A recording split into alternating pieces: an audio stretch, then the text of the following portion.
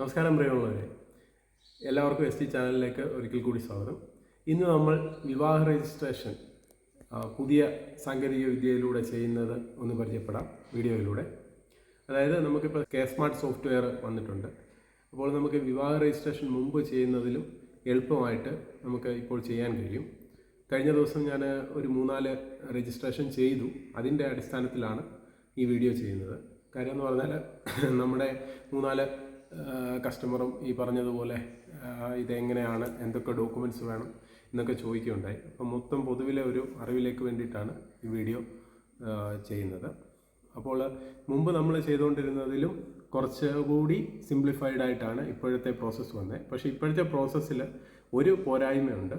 അതെന്ന് പറഞ്ഞാൽ നമ്മൾ ആധാറിൽ മൊബൈൽ നമ്പർ അപ്ഡേറ്റ് ആയിരിക്കണം.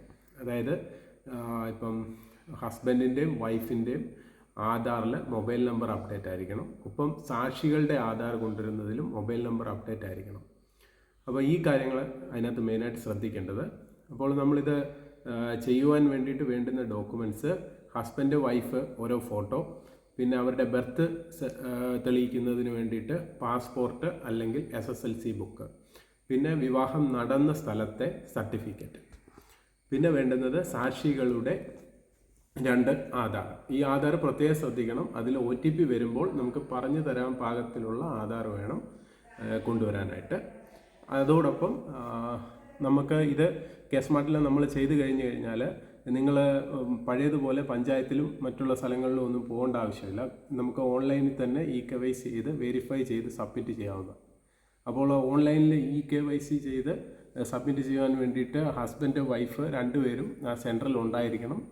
അപ്പോൾ ആ സെൻറ്ററിലുള്ള സമയത്ത് അവരുടെ KYC നമ്മളത് വെബ്ക്യാം വഴി നമ്മളത് ക്യാപ്ചർ ചെയ്ത് ഈ പറഞ്ഞ ആധാറിൽ OTP വന്ന് അത് വെരിഫൈ ചെയ്ത് സബ്മിറ്റ് ചെയ്യും.